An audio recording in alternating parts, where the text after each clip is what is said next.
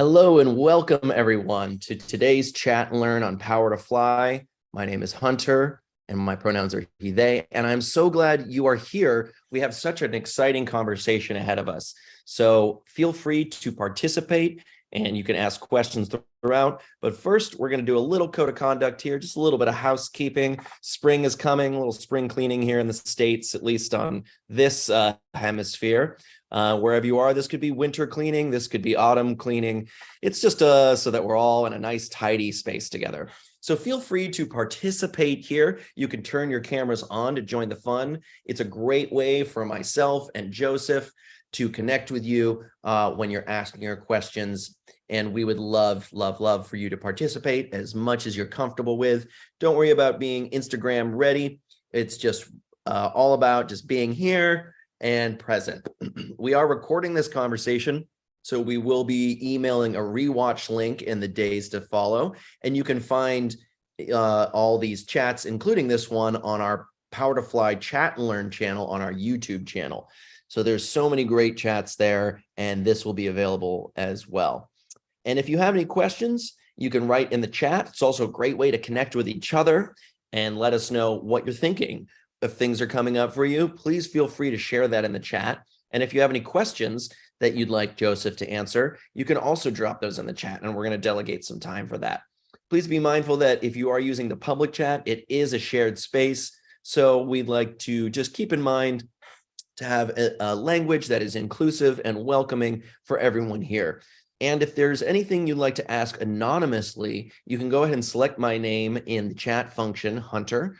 And you can then direct message me I think a little red text will be there, so you know that it's a direct message. And then I can ask a question anonymously on your behalf. Happy to do that, as well as if any concerns or questions come up, you can also direct message me for that, and I will try to address the situation as smoothly and as swiftly as possible. So with that, please follow us on all the socials at Power to Fly, hashtag Power to Fly on all the things, and feel free to tag us along the way. We love to hear you and your feedback. So without further ado, I'm so happy to have Joseph here. Now, Joseph has been an administration's advisor at General Assembly since April 2022. He has been in admissions for 4 years at some level. He has helped hundreds of individuals start their career change journey to land their first job in tech role, specifically in data, coding, and UX design. So Joseph, it is such a pleasure to have you. How are you today? I'm doing wonderful. So honored, honestly, to be here and be a part of this. Really love helping people make that career change. So it's really a big part of what I've done for the last 4 years. Honestly, just a people person, so just so everyone knows my pronouns are he, him, and Hunter. I honestly couldn't be happier to be here. It's such a joy, and I'm so glad you're making the time today, so thank you. So friends, how this works is I have a list of pre-submitted questions that a bunch of you submitted in advance. If this is news to your ears right now, we can send questions? Yes, you can. So for future Chat and Learns, if you go to our website and you check out the page for the Chat and Learn that you're interested in, if you scroll to the bottom, there's actually a dialog box there where you can ask your questions, and we go through every single one of those and we comb through them, and we create a list here. So we're going to go down that list and ask some of those questions, as well as if any questions like, oh, I wish I would have submitted in advance. Well, luckily for you, this is a live chat, and you can use that chat function there on the side, submit your questions, and Joseph and I will definitely take a look and hopefully answer your questions. So Joseph, before we jump into questions, is there anything in your career journey, and you mentioned you're a people person, that you'd like to share with us before we jump in? For me, I started out in the sales and customer service background. So making a transition into admissions really was just a natural progression. And one thing it really taught me was how to listen, to really hear what the student's saying. And a lot of times they're dealing with frustration. They're not always getting maybe the best advice that they thought they would get from an admissions advisor or a career advisor. So what I've really tried to take to heart is really hearing what they're saying, and then making sure if I do have a program, a boot camp, a course that matches that, then I'm really matching it up with in essence, what they like to do for a living, like what's their passion alignment, as well as it's going to help them achieve their career goals. So I think there's a lot of job satisfaction for me in being able to do that. And ultimately, it's all about a fit. I want happy students, and I want them to be able to kind of overcome those barriers that they think are there with a solution. That's awesome. Thank you for sharing that, Joseph. So I'm excited to hear about more solutions that we can talk about today. So first submitted question we had is it possible to make a career change into IT without investing in education? Really a question I get a lot. I talk to a lot of individuals that have high school only or high school, some college.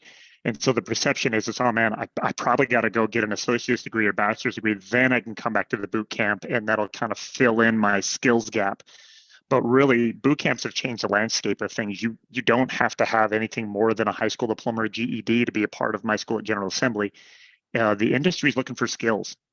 I actually just recently pulled up the top skills that are hired for according to LinkedIn and Career Karma. And those skills are they're not, it doesn't say bachelor's degree, doesn't say associate's degree, doesn't say master's degree. It says SQL, it says Python, it says, data analytics. So it's really a whole new world when you can come out of a 3-month boot camp and be ready to land a job right afterwards. It seems hard to believe, but it is the new reality. Well, that I think is really exciting in a lot of ways for folks that maybe are entering a new field and it's like, oh, do I have to go to school? Do I have to do all this stuff? And there's other ways in that can sort of fast track you into some of these career possibilities, huh? Yep, absolutely.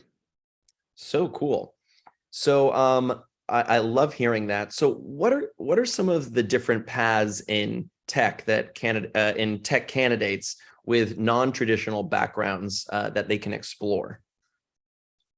Because a lot of our programs and programs in general in this realm are more beginner friendly. So if you're more of a numbers person and you love crunching numbers and you love presenting numbers, that's data analytics. If you're a creative person, but you want to be in the tech space, that's your UX designer, someone that would take visual design or graphics design. Even if you have that background, that's great. Or even if you don't, it's something you can definitely learn to pick up. So using your creativity in more of a problem solving, like how do I want to be able to help the user experience that website differently based on the research. Or, I'm somebody that just enjoys code. I love how things work. Whenever I've used softwares in the past that break, or I'm using this website, I would have built it differently. If you have those kind of aptitudes, then, numbers cruncher, somebody who likes coding and technology, or someone who's into creativity, problem solving, that's UX design. So it's really nice that we have a variety of paths for different personalities and passions.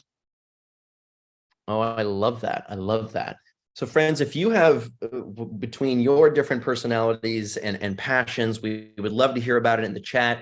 Feel free to share with us what some of those things are. It'd be great talking points for us, for Joseph and I, to be able to start to dig into some of your questions as they're brewing right now. So as you're feeling inspired, if there's anything that's ringing true for you, feel free to drop it in the chat and you can ask your questions there. And we will also make time for a Q&A with you. So feel free to do that.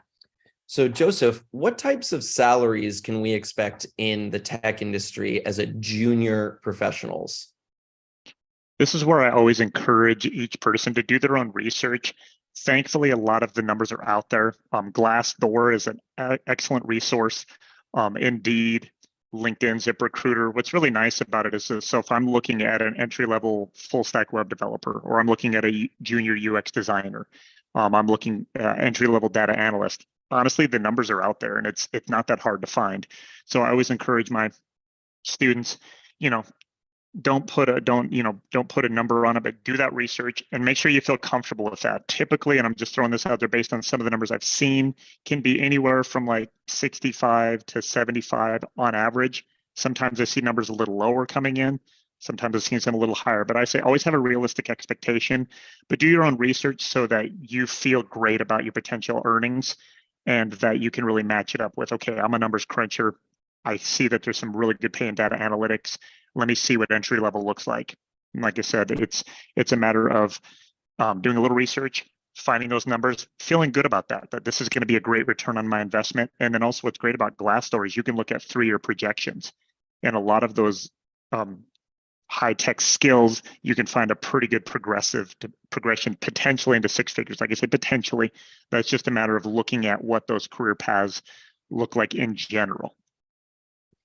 Oh, I love that. And I love hearing about doing our research so that we have this empowered information, right? Yeah, I love that. So this is great. Folks are starting to fire up the chat there, so feel free to keep that coming, and we're definitely going to jump into those. How can we tell if a company is open to hiring candidates with non-tech related experience? Great question. Yeah, and a lot of it I say is go to job boards, read those descriptions. And I'll tell you one thing, a little trick, because I used to be a hiring manager in a past life. And we a lot of times would write our job descriptions to actually be a little bit higher than what we would actually hire for, because we were trying to weed out people that had no qualifications.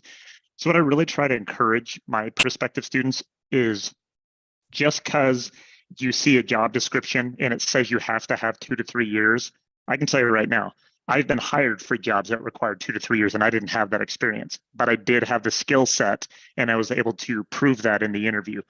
So it is definitely very likely. Now, because you can get hundreds, if not thousands of applicants hitting the same job on the job board, keep in mind, you're going to see job descriptions and skill sets that look like they're above the fact that, okay, I went from high school, or I was in the banking industry, and then I became a software developer in 3 months with General Assembly. Can I really get a job? Keep in mind, the industry is looking for skills. And then I think about our career services department, as they're going to coach you up on how to build your resume, your LinkedIn, and how to prepare your portfolio pieces so you're articulating yourself and presenting yourself in a way in those interviews that shows you actually have the skills to do the job now. And like I said, right now, as a hiring manager, when I found somebody that maybe didn't have as much experience, but they had the aptitude and the skill set, I needed to fill that position. And if they could prove they knew how to do it, that's really what boot camps are designed to do. I love that. Someone asked earlier in the chat, because you just mentioned boot camps a little bit, between the different lengths of them, between 3 months, 10 months. Can you elaborate a little bit on which ones you might recommend to folks? So a lot of times when I'm on the phone with a prospective student, if they're ready to go, they're kind of ready. You're looking at a Monday through Friday format, where you're going to go 3 months, and it's going to be hyper focused.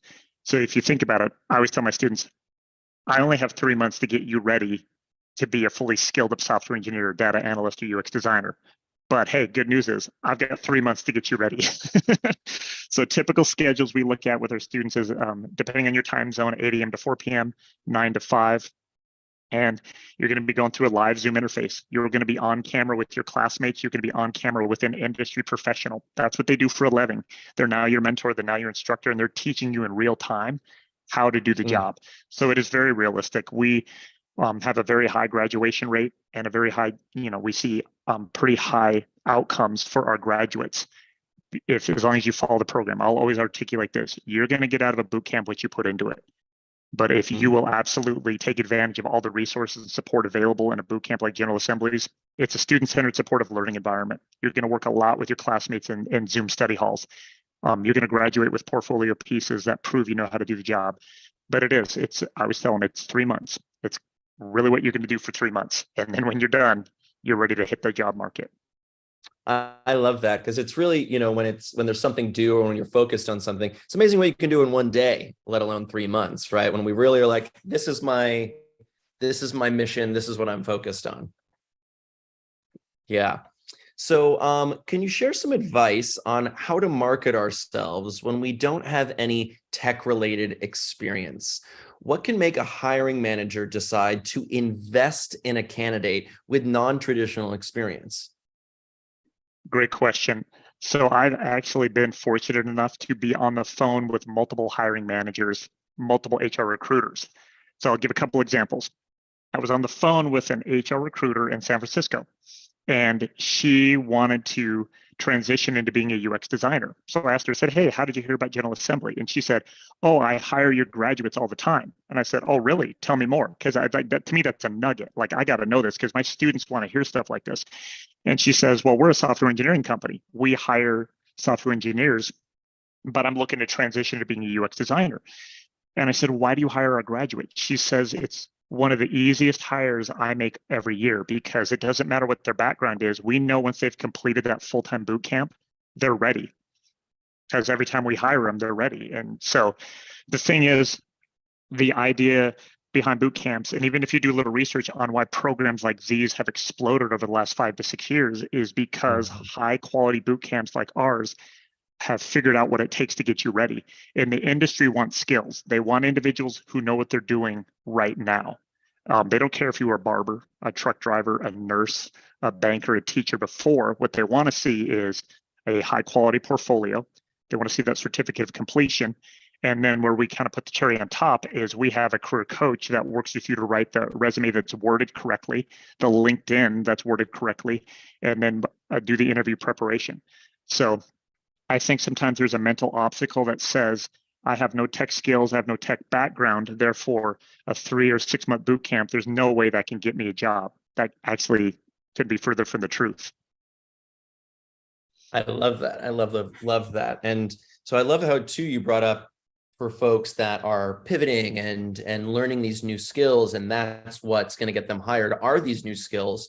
So, and you have career coaches available to help them craft these things. But could you give a little sneak peek, a little taste on, what writing, when writing the cover letters, do you have any tips for someone that is in that pivoting situation, pivoting into tech?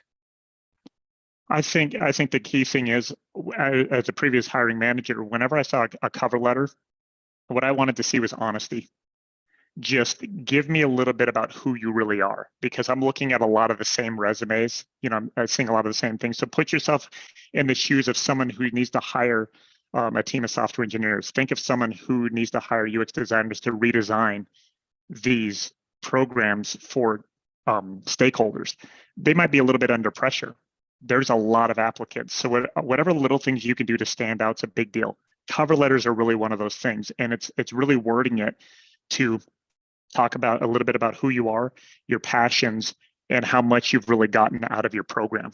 And then when you're wording the resume, that's what's really neat about having an experienced career coach is they're going to do a workshop with everyone in the class. And that workshop will really focus on best practices on how to do the wording.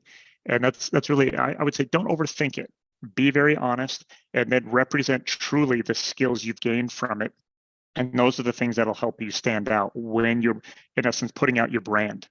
Because what's going to get you the interview? The interview is going to get you the cover letter, resume, LinkedIn. It's going to be what draws that HR recruiter into even offering you that interview.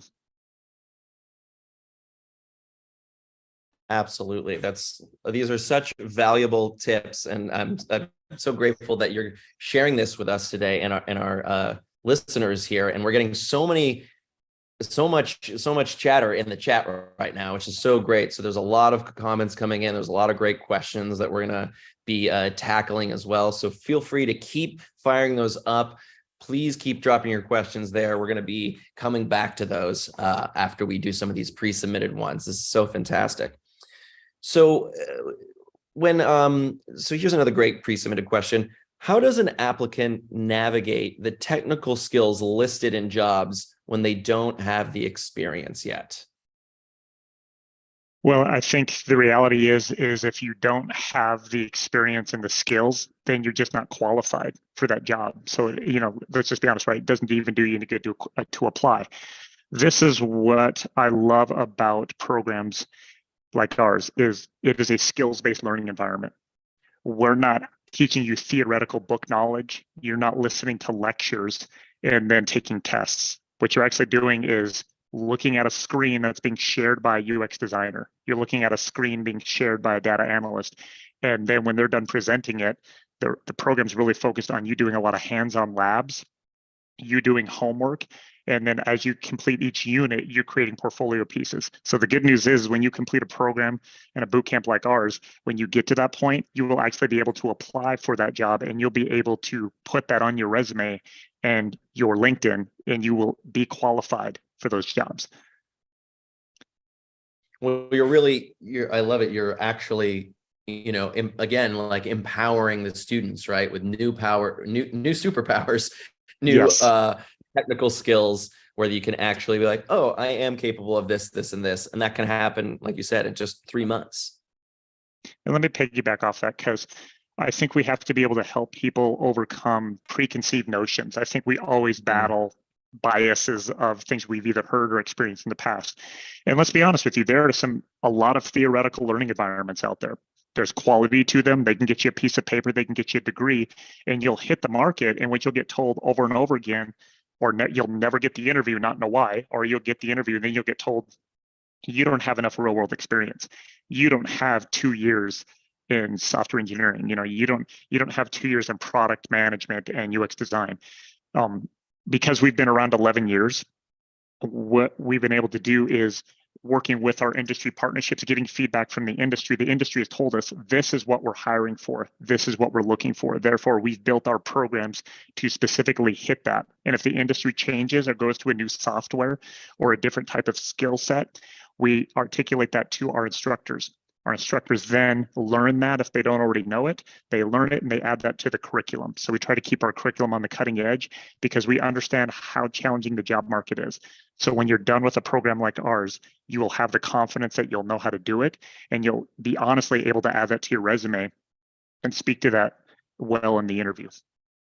That's fantastic. And we were getting questions in the chat about what's on the cutting edge right now. And I love that you're highlighting that that's something that y'all are doing and incorporating continually as you keep going after, you said 11 years now, right? Mm-hmm. Yeah, so great. So we're going to be talking, we'll dig into some of those things very soon. So keep those questions coming, friends. Also, just a shout out from your last comment there. Someone said truth. So this is resonating. This is firing up. You are igniting this crowd. So we are so happy to have you, Joseph. Let's go. So, yeah.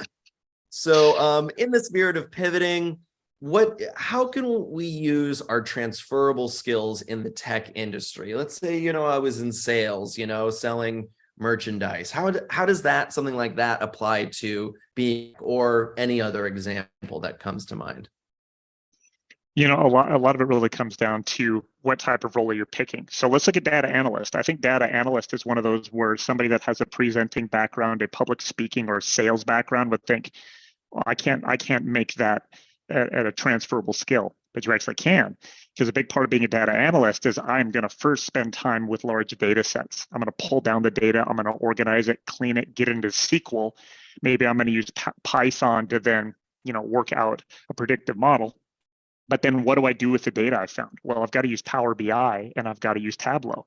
I now need to create this compelling presentation of the truth in numbers, the truth in data. So then what a stakeholder wants, what your supervisor wants, or what your department wants now is, we need you to present that data.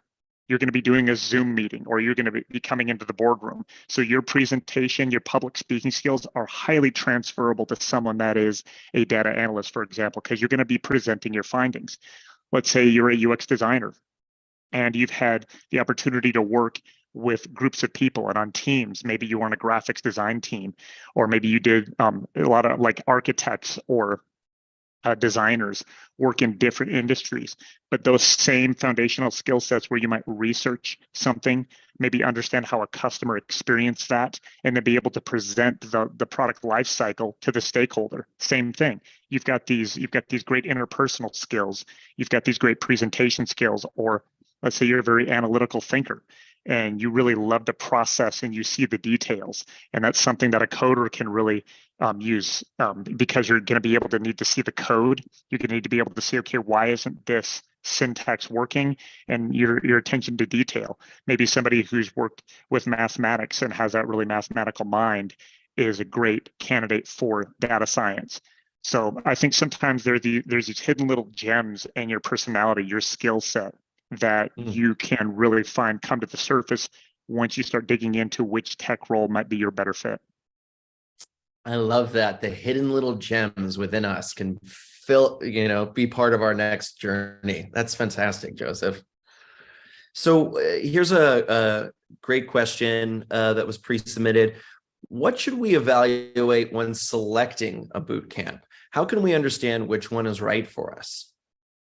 I think you got to get the information. You've got to get the details. I take phone calls every day where an individual says, I've been watching YouTube videos on UX designers. I've been watching YouTube videos on software engineers.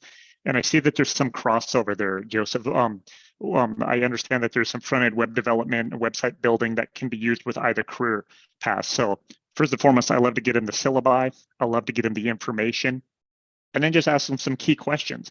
Do you prefer to be someone that kind of works on their own? And you want to just work with lines of code? You love to build things like websites, apps.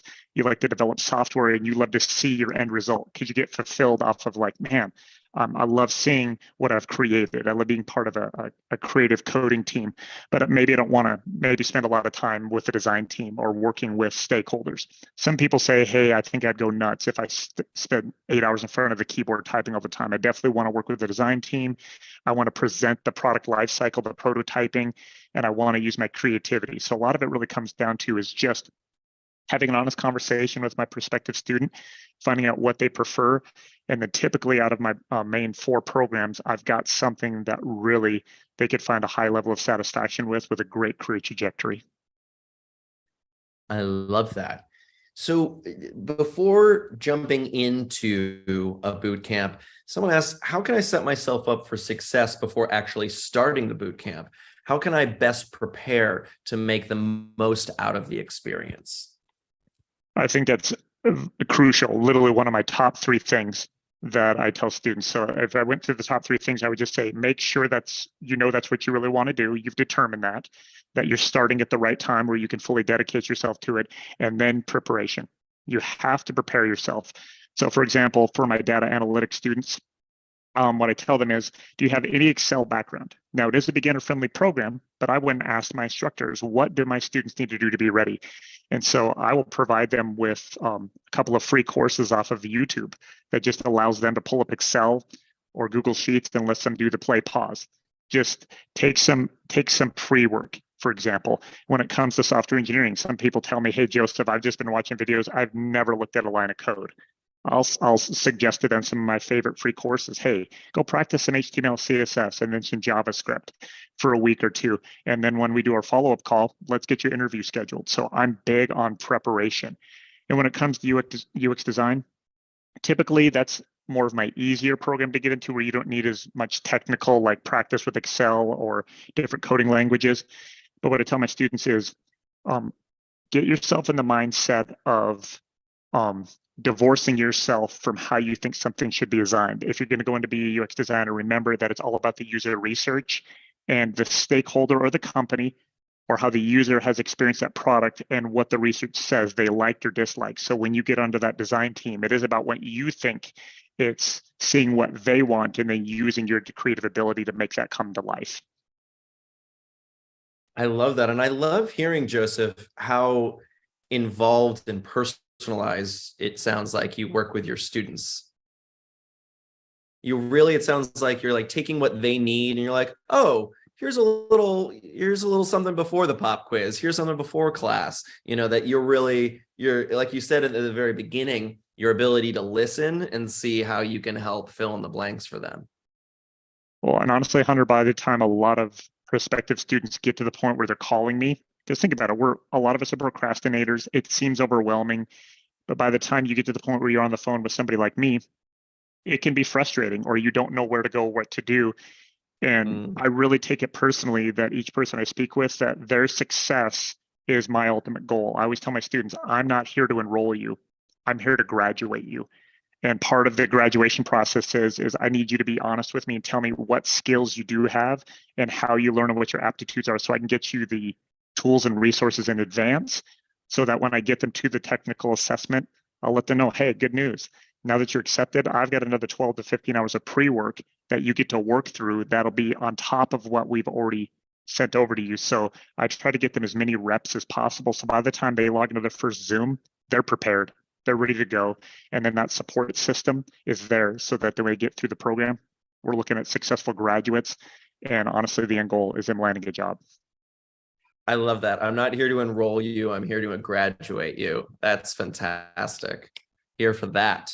So we've talked a lot about now this being prepared, prepping for these different courses, the boot camps. That's a lot of hard work, and then doing the hard work in the boot camp itself. So what can folks expect after completing a boot camp? A lot of applying, a lot of taking interviews. So I actually love to get a hold of my students, and I'm not always able to, I'm just going to be honest, but when I can, I try to really watch when my students are graduating and I reach out to them.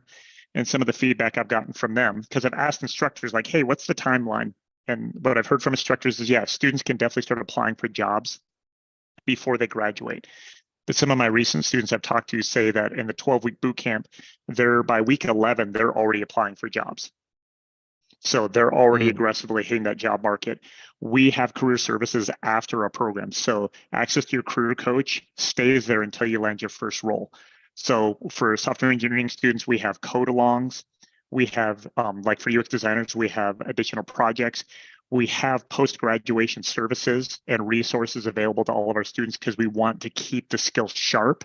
But then also, if you're having interviews, maybe you're hitting the wall and you're like, man, why am I not getting that second interview? Or how did I get to the second final interview, but I didn't get the job? That's what your career coach is there for, to reach out to them and be able to bounce ideas off of them.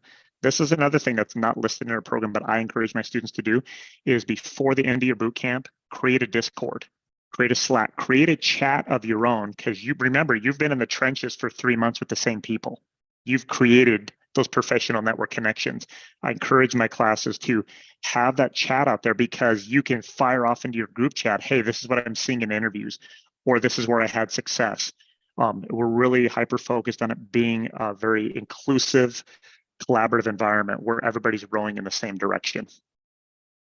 Oh, that is so fantastic. I love all of that. And to answer, I'm just going to answer one question in the chat right now. Someone said, is this being recorded? Yes, it is. So feel free. This is a masterclass with Joseph here, and so many great tips.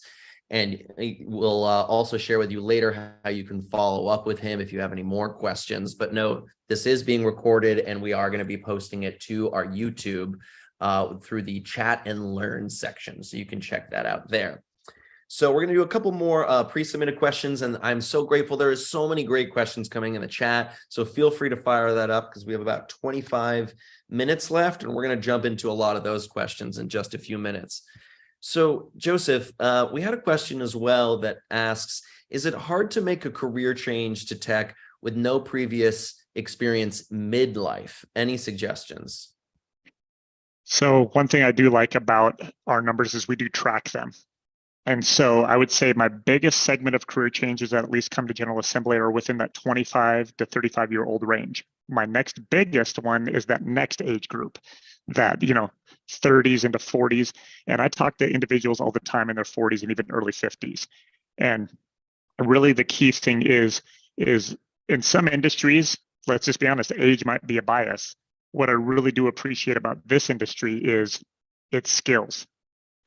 Can you do the job? So yeah, it's very realistic. In our outcomes report, which I can definitely, anybody that reaches out to me, I can email that outcomes report to them, and they can see that they're mid-career changers. We track the numbers, and we have them audited by a third-party company called KPMG, one of the largest auditing firms in the country. And it's super encouraging to see that there's a lot of people after the age of 35 that are getting through our programs and landing jobs successfully. I love that. So there's a very topical question on this next question. Someone asked, given the numerous layoffs in tech, where do you see the industry going? And is pivoting into tech still a smart move? Great question. I was actually prepared for this one because this one comes up a lot. So one of my teammates on my admissions team had sent me over a little blurb from a gentleman named Scott Galloway on LinkedIn. And he says, perception is different than reality. He says, if you're watching headlines right now, headlines are telling you tech layoffs are massive. This is the worst layoff we've ever seen. And what I love is he went and pulled numbers from the pandemic. Well, the layoffs were far worse during the pandemic because we just had literally a shutdown world. Now, where some in tech did continue to work, and that was kind of the almost safer sector to be working in at that time. But if you're looking at current layoffs compared to where things were at 2-3 years ago, we're still not anywhere near the layoffs we've seen before. And I think, like anything, when we came out of the pandemic, I kind of watched hiring. Hiring really had a spike, but I don't know if it took into account that we were maybe going to come into some inflation or possible recession like economy. So I think what we're seeing is maybe some of the roles that there was over hiring for are coming back down to the mean. And what we don't get to hear a lot about is, where are the medium-sized companies, the ones that typically hire more judiciously and hire with steady growth. And I still see the future of tech great, because what is Meta doing with the metaverse? Are you and I'm not putting this down anytime soon. We're all probably on a computer or a cell phone right now. My car's got code that runs the computer, my refrigerator. So we're always going to have that initial, like, a company's going to freak out and look at their balance sheet. And I hate to say it, the quickest way to get money back on the balance sheet is to cut labor. But keep in mind, the smart companies know that it's typically $10,000 to $30,000 to replace an existing employee. So I think the mindset has to be that I'm going to go to the job boards. This is what I do. I type in full stack web developer, UX designer, UX researcher, data analyst, data science. I punch those in all the time. I'll still put entry level in front of them, and I like to search them. I still see hundreds of job listings on the job boards for all of the tech careers our graduates are qualified for. So I think we have to be careful to watch out for the splashing of the headlines, because the headlines are after clicks. Let's just be honest. But there are plenty of companies who say these are opportunities to be able to hire while other companies are laying off, because typically the companies that hire now are the ones that will be stronger in the future. And let's just be honest, where's the future of tech? Well, it isn't going anywhere. I mean, I can tell you right now, I'm a digital marketer myself as a side hustle. And everything we talk about right now in digital marketing is AI. When I go to make an ad for my next Facebook ad, I type in a little bit of my ad copy and the AI makes it for me, and I copy and paste it. So I tell you right now, you've got to have people that know how to Python program. It's got to have it. You've got to know those predictive modeling languages, and that's not going anywhere. So I think what I tell my students is, think of it this way. Right now, if you're looking at a 3-month, 6-month, or 12-month trajectory for your graduation, understand that you're going to be in school right now because we're in the middle of the tech layoffs. And you're now getting yourself ready for the hiring spree that's coming.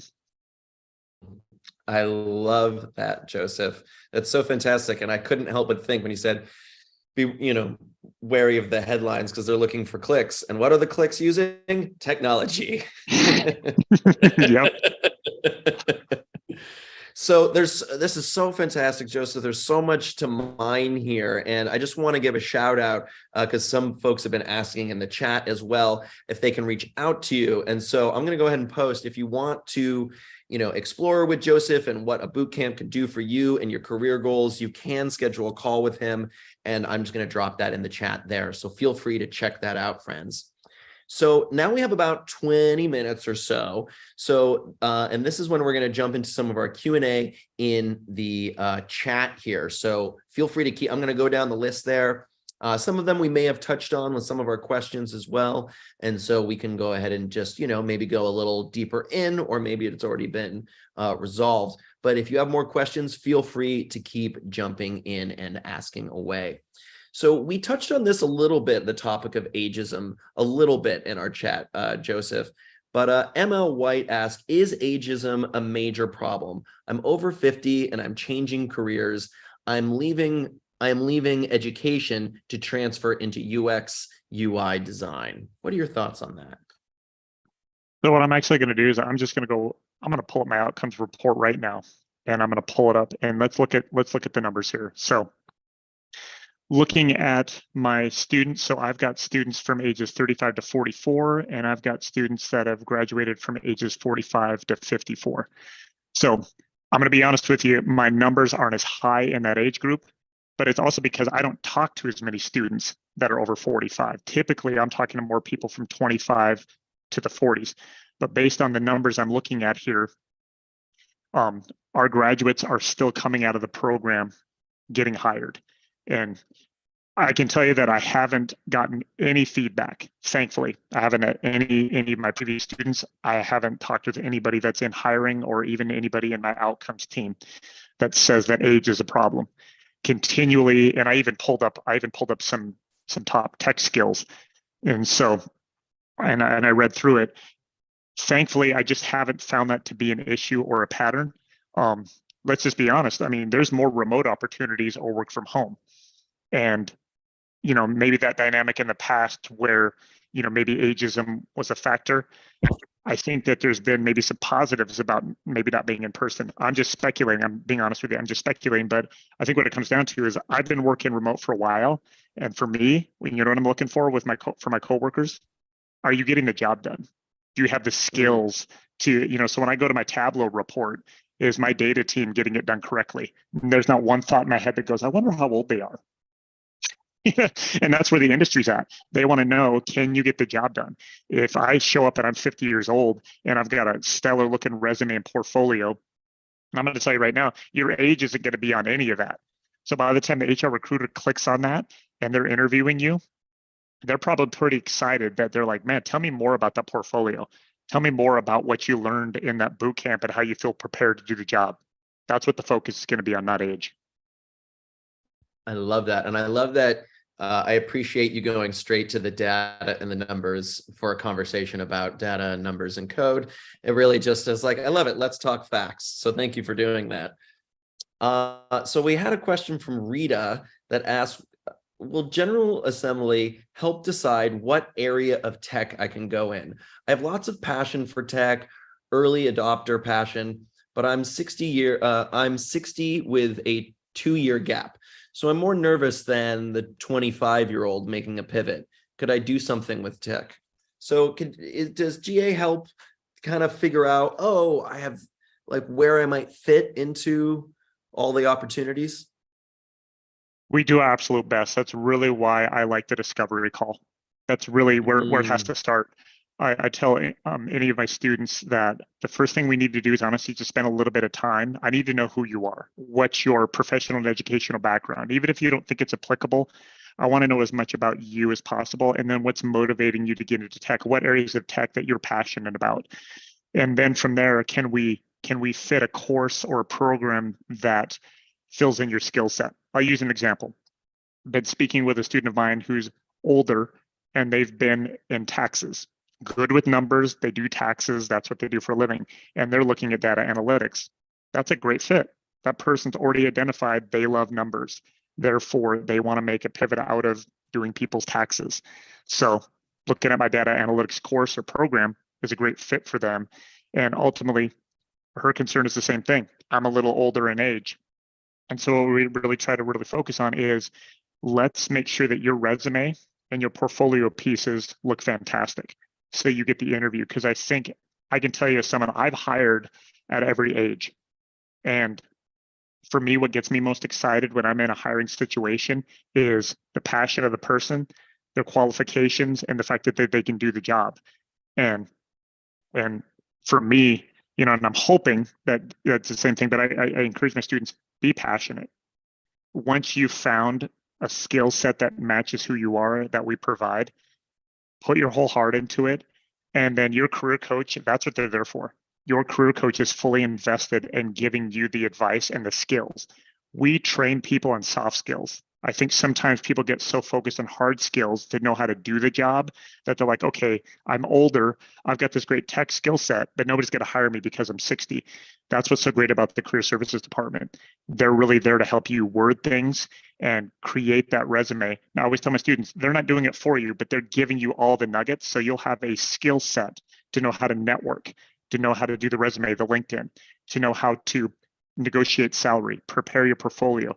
There's one of my favorite Zoom workshops that they do with you is the strategy workshop, so that they're going to go over the job market with you. Okay, so you're in the software engineering program. They're going to go over what are you qualified for. You can apply for jobs as an entry-level software engineer, a solutions engineer, a quality assurance, engineer. You could be a full stack web developer. You could be a front end, back end. All of a sudden, we've now named up 5 or 6 different roles you're qualified for. So the focus gets off of age, and the focus gets on, this is what you're qualified for. This is how many job opportunities that are available to you. Now let's get your resume and your LinkedIn and your portfolio polished. So the HR recruiter, all they see is your amazing skill set, that when you get the interview, then interview passionately. And you'll have I don't want to monologue too much, but what I want to say is you're going to know the language. You're going to know how to speak to it because you've been in 3 months of it. You've been immersed in it for 3 months. You're going to be able to speak highly to your new skill set. I love that. And I'd love to give a shout out to Emma White. Emma White says, thank you for your feedback, Joseph, regarding the ageism topic. So thank you for saying that as well, and we appreciate it. You talked about, when we were touching on the future of technology, you're hopeful there's going to, hopeful that there'll be an upswing in the rehiring, and we started talking about AI a bit. So someone asked from the chat, what skills are now in demand, coding or web design, was their question. Honestly, both. So I've actually got my top technical skills listed right here that I got from LinkedIn.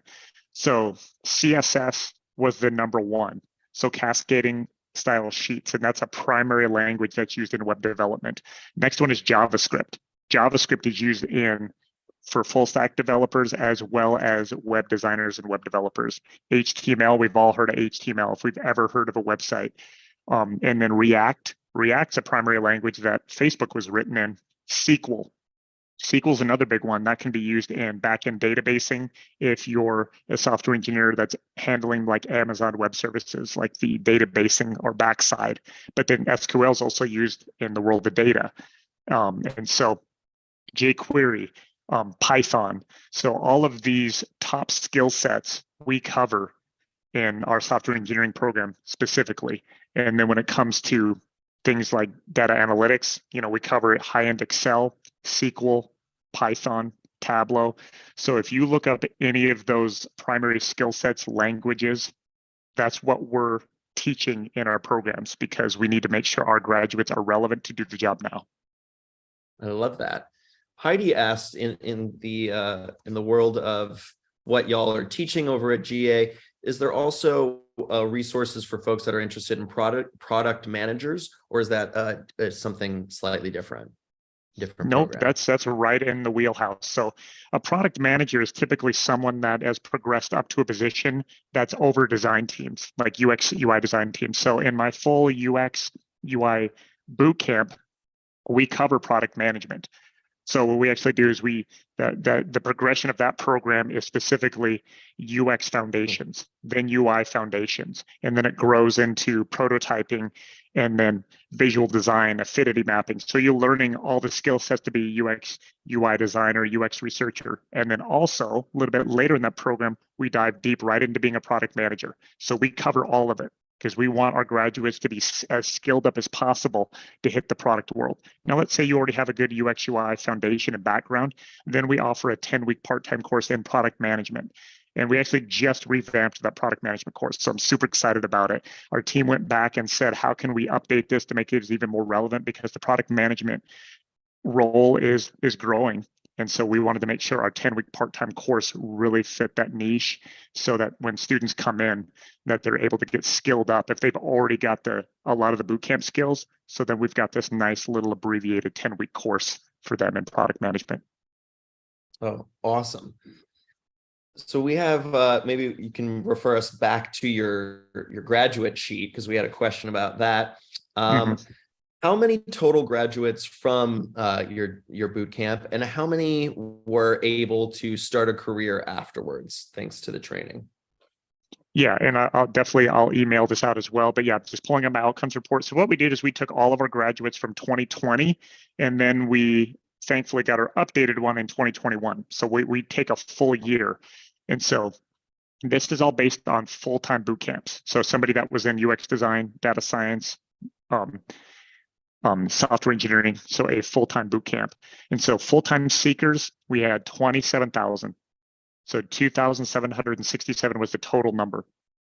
And then out of that, within 180 days, we placed 2,340. So that's 84.6% of the full-time seekers that had graduated were able to land positions within 6 months. And then it gives a really good breakdown of those that graduated within that period, and then, within 365 days. One thing I'm going to do is I'm not going to read off a lot of numbers, because you want to know what ruins a Zoom really fast is somebody reading numbers. But I wanted to give the highlight, because what did they really want? Yeah. They wanted to know, okay, how many? So yeah, almost 2,800 people, and then a little over 2,300 landed jobs. Let me tell you, what's the secret sauce? That you fully participated in the program. You took the advice of your instructor during office hours to maybe pull that extra nugget from your UX design instructor or your software engineer instructor, that you had a real conversation about the industry and got some advice, that you took advantage of being able to schedule a couple of one-on-ones with your career coach to really have them go over your LinkedIn, your resume, and your portfolio. That you spent time outside of class polishing up your portfolio pieces. And then when you got to the point of graduation, you really followed the blueprint of applying for this many jobs, taking this many interviews, and then getting feedback from your career coach. That's why you're seeing that 84.6% were landing jobs within 180 days. Awesome. So awesome. Someone asked, and also you're getting a shout out from the chat that says, wow, very impressive percentage. So very nice, very nice. You didn't lose us with those numbers. You did the sweet spot there of just telling us those highlights. We appreciate that. So we have just a few minutes left, friends. So if you have any more questions, now is the time. If not now, when? As you can see, Joseph is a data mine of just a well of information. So please feel free to jump in these last couple minutes. Someone asked here for you, and when you're helping prep your students, what does a fantastic resume and LinkedIn look like? And I'll be honest with you, that's not my sweet spot, because by the time a student gets there, they've already gone through that workshop with their career coach. But I'm just going to give you this is my opinion. So there we go. So I've said it. This is Joseph's opinion. Take what you will. Yeah. Yeah, because I've done some hiring in the past. But like I said, do your best to put yourself in the position of someone that's hiring. Think about what you're potentially wanting to learn, and if you were hiring for that position, what you'd want to see. So don't be over wordy. I honestly, bullet points have worked for me when I apply for jobs. Bullet points work for me when I'm looking at a resume. What they're going to want to see quickly is, what are the skills right away? Get your skills right there. So if at the top of your LinkedIn, you've got your certificate of completion for GA, you've got that listed in your experience that you've recently graduated. In your little description, you should have bullet points of what you've learned, that you are very proficient in JavaScript, you are proficient at SQL and Python, you are a proficient full stack web developer, portfolio provided. I mean, that's, if I'm looking to hire, and I mean, like, I got to hire 5 people in 2 weeks, and I see that, yeah, I'm like clicking on that and I'm scheduling an interview with you. So it's all about getting to the point. Let the potential hiring manager or recruiter see your goods right away. And then when it gets to the point of applying with a cover letter, let the cover letter tell a story. Definitely speak a little bit about who you are and then why you're passionate about that industry. So let the cover letter catch their attention, but then let those bullet points get right to the skills. So I flip over that cover letter, or I click the button and I see, oh, awesome, they've got the skills. Let's get them an interview. I love that. I love that. So we have just about 5 minutes, friends, left. So please feel free to jump in. Another pre-submitted question, or another question we have here. So once your students, you've taken them through the program, they've learned these new skills, and now they're out, maybe working with your career coaches, and now they're on the hunt, right? They're on the hunt for a job. Someone asked, is a portfolio recommended? Do I need to build a portfolio? What areas should I focus on for upskilling those things? Good news is you're doing that in the program. You're actually upskilling in the program. And at the end of each unit, you're building portfolio pieces. So for anyone that reaches out to me, books on my calendar, if you put right into the thing that you're looking for, UX design or software engineering or data analytics or data science, I'll send you the syllabus with that first email. And the syllabus is great because it shows you it's pretty detailed. It'll show you unit by unit what skills you're working on, and then it says project. And that project at the end of each unit is your portfolio piece. So we want to make sure that you're armed with that portfolio before you graduate. So a big part of the career coach's job in one of those workshops is specifically portfolio preparation. And so that they're going to help really guide you and give you the advice on this is the best way to be able to digitally present your portfolio. So you'll have a digital representation of your portfolio that's easy to share with an HR recruiter. So the good news is that will already check. That'll be done by the time you graduate the program. So awesome. So we've gotten this question several times in the chat, and with just a couple minutes left, how do folks investigate signing up for your program? We can drop that link again for that discovery call, but what are there any other resources that you'd like to share? Yeah, great thing about our website, and I always like to provide a website link. So if you're looking for the, data analytics immersive program, then when I send over that email to you, or even after we've had our first conversation, I always want to get that link, because that link's going to take you specifically to that page. And it really is just a review of everything we've discussed. It shows you price, it shows you start dates, it shows you financing options. Because let's be honest, time and money are the two biggest obstacles every student tells me. Like, Joseph, I just don't have the time. I need to see that schedule and see if I can find time.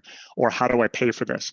So I provide a PDF of a student financing handbook that gives cash installment options, deferment options, loan options. So really, after that first phone call, or even if you don't have time for a phone call, if you email me and say, hey, Joseph, I need this, and I'll schedule later, I'll send you all the PDFs you need. I'll send you the links.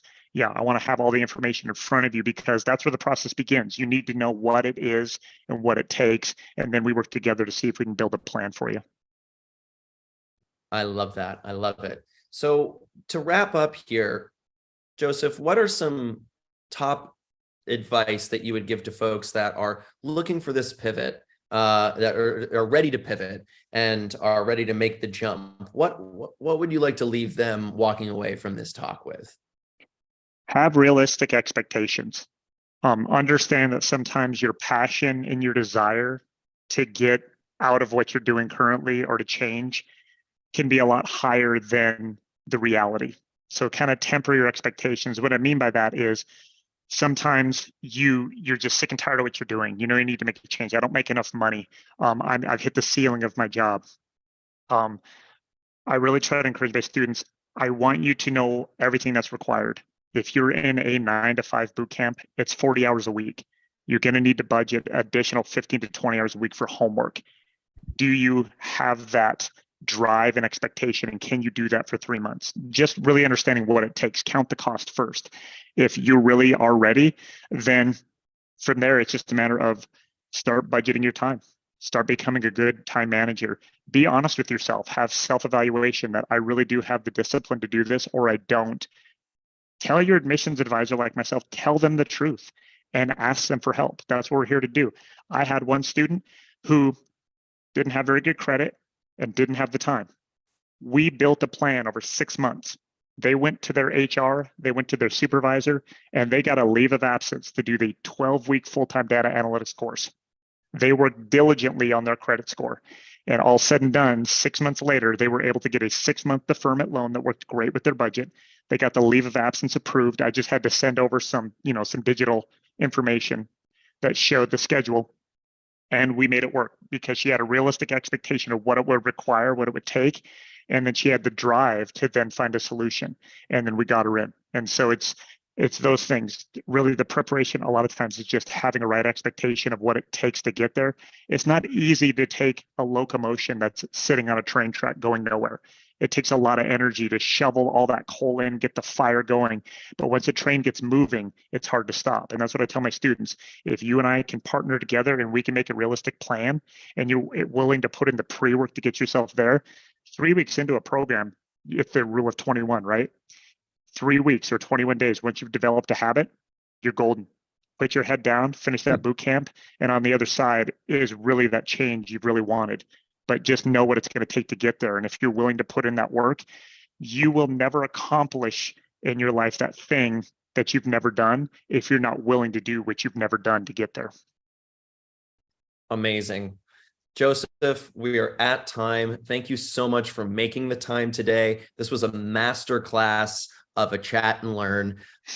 Folks, they dropped the info there that you can check out General Assembly's information, resources, classes, schedules. They lay it all out for you. There's so much there for you. Joseph, if folks also want to stay connected to you, how do they do that? Honestly, the best thing they could do is if they click on that link and book on my calendar, then it gets me their contact information, and then I can email them. I can email them their desired, syllabus. And then if they're not quite sure, I can still just email them a general, like, first conversation email, so that from there they can get my direct phone number, they'll have my email, and then access to my calendar. Wow, that is such an awesome amount of resources. I hope y'all get to utilize that. Joseph, thank you again, and the General Assembly team for being here today. And I hope we get to do this again. Maybe what I could do, Hunter, before people drop off, is let me just drop my email. I just dropped my email in the chat for some, if sometimes calendar links and book me if it doesn't work as clean as students would like. If let me just drop my email in there. Email me.